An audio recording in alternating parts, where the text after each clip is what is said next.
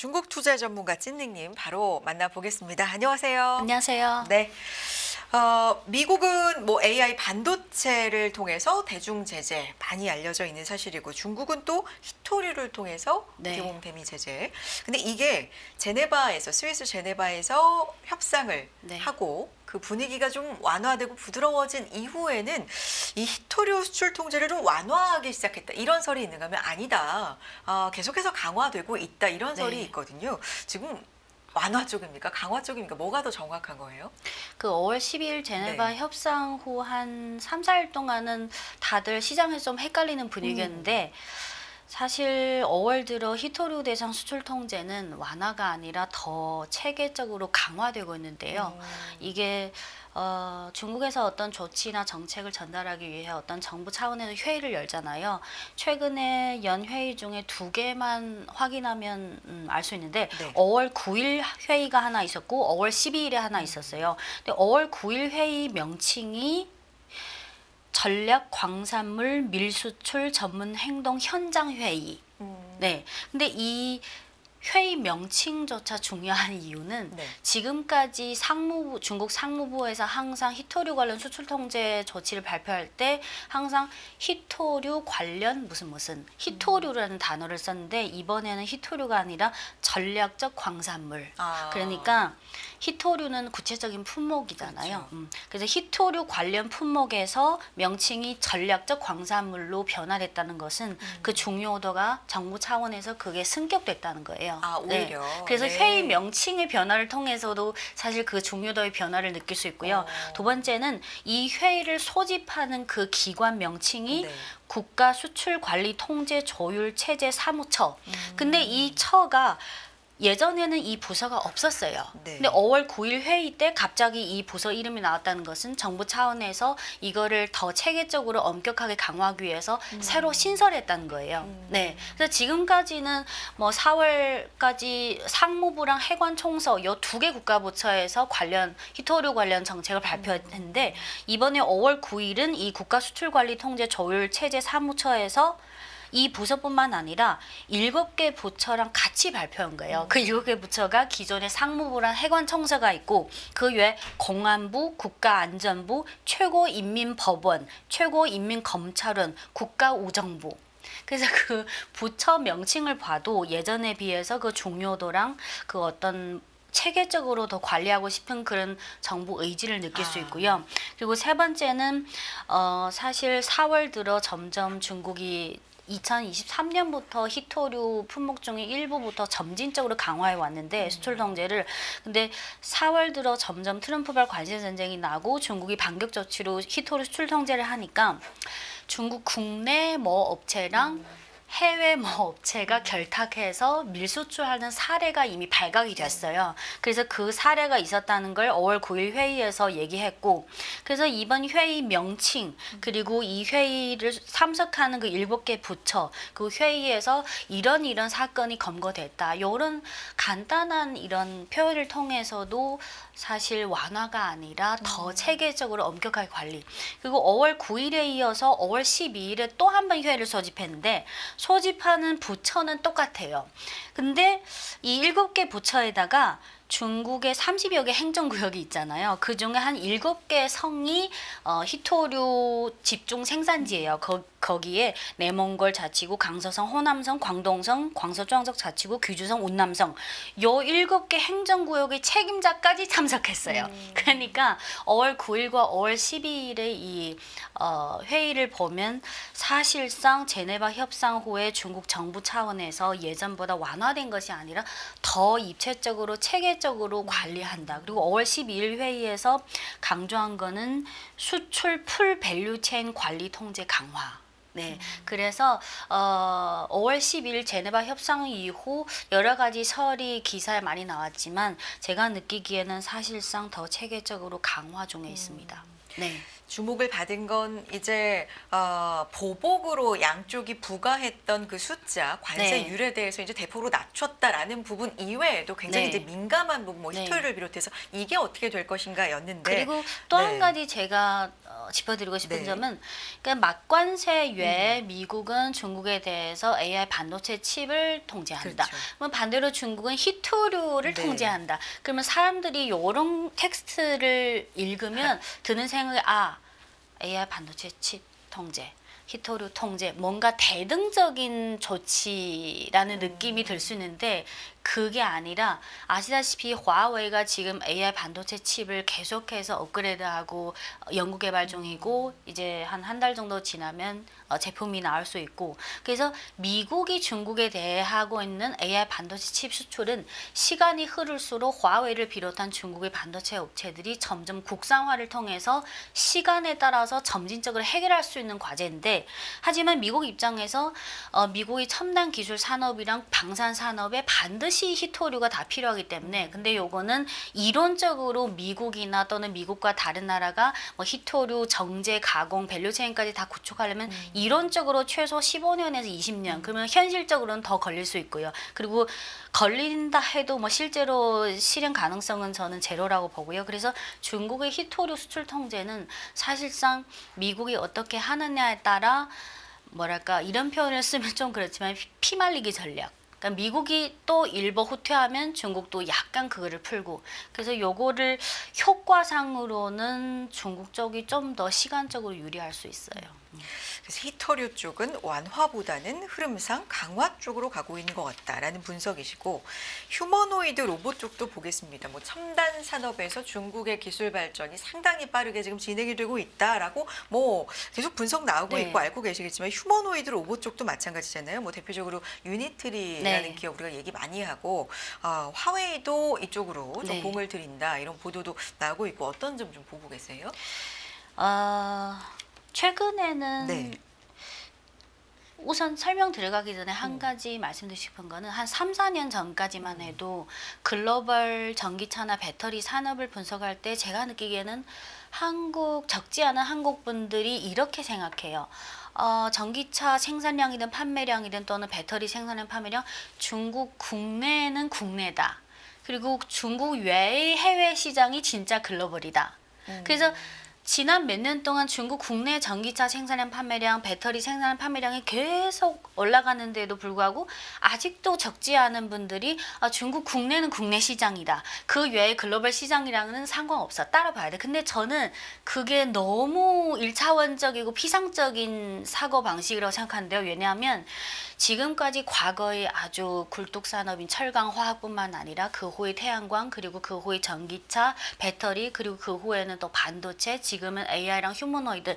항상 중국 국내에서 한 5년에서 10년 동안 중국이라는 아주 큰 용광로와 같은 시장에서 아주 가격전, 뭐 기술전, 제품전, 마케팅전 여러 가지 아주 백열화된 그런 경쟁을 통해서 중국 국내에서 살아남는 피 터지게 싸워서 살아남는 업체들은 그 시점이랑 거의 비슷한 타이밍에 해외 진출을 공격적으로 문어발식으로 시작해요. 그 내부 경쟁 자체가 너무 치열하다는 그래서 말씀이시죠? 사실은 어떤 새로운 신흥 산업이든 휴머노이드 화웨이도 하고 있고 유니트리도 하고 있고 스타트업 유명한 회사도 많고 지금은 샤오미도 하고 BYD도 뛰어들고 중국 국내야 그렇게 생각한 게 아니라 중국 국내에서 지금 2025년이 중국 휴머노이드 산업이 폭발적인 해라는 평가를 받거든요. 그러면 올해가 시작이라면 한 4, 5년 후에는 어느 정도 양산 규모든 기술력이든 아주 성숙한 시장으로 가면 그러면 그 전에 어느 시점부터 이미 중국 기업은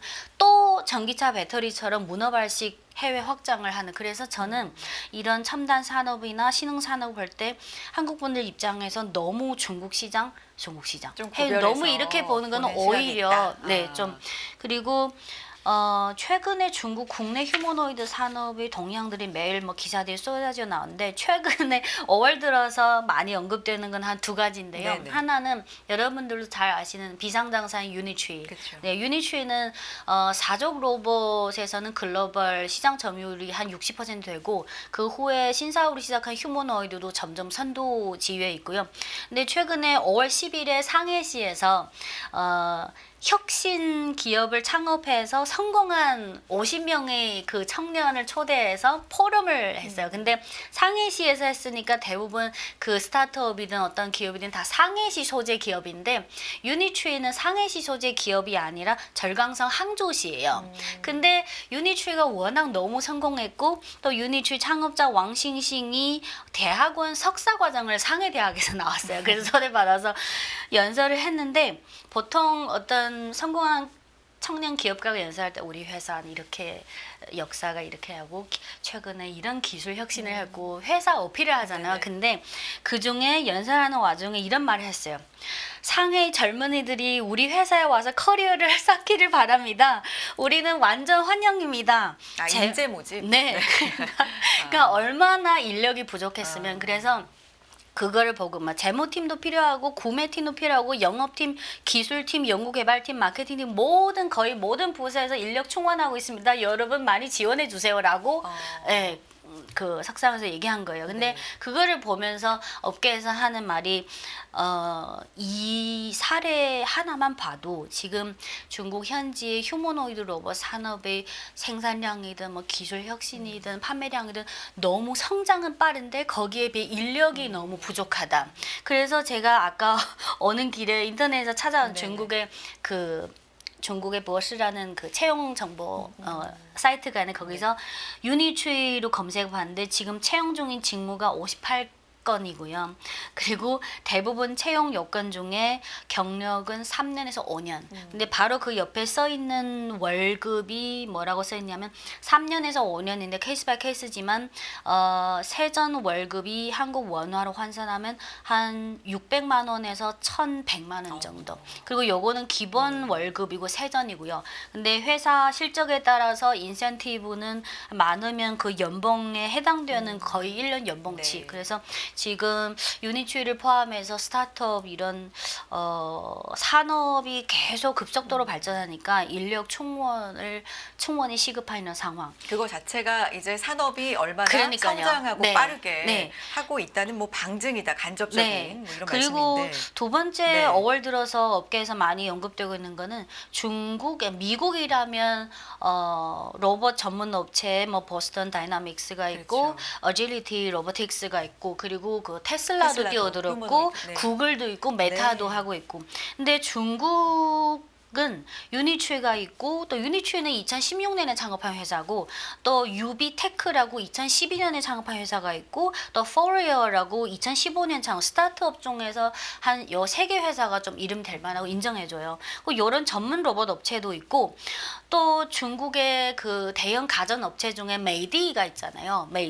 메이디랑 하이얼은 중국뿐만 아니라 글로벌 시장 점유율 높은 가전 업체인데 메이디랑 하이얼 이런 가전 업체도 이미 휴머노이드 로봇에 뛰어들었고 그리고 BYD와 같은 전기차 업체 그리고 지루이, 샤오펑과 같은 전기차 업체도 다 이런 스타트업이랑 협력해서 이미 휴머노이드 산업에 뛰어들었고 샤오미도 참여하고 있고 그리고 최근에 가장 많이 언급된 거는 화웨이도 이미 뛰어들었는데요. 왜냐하면 화웨이가 물론 워낙 중국에서 가장 유명한 과학기술 테크 기업이지만 화웨이가 더 주목받는 이유는 화웨이가 지금 중국의 뭐 사이리스, 지루이, 북경 자동차 그룹, 강회 자동차 그룹 이런 전통 자동차 업체랑 협력해서 화웨이 브랜드의 전기차를 지금까지 4개 출시했잖아요. 각각 원지에, 지지에, 뭐 샹지에, 준지에. 근데 요 4개 자동차 회사랑 화웨이가 협력해서 출시한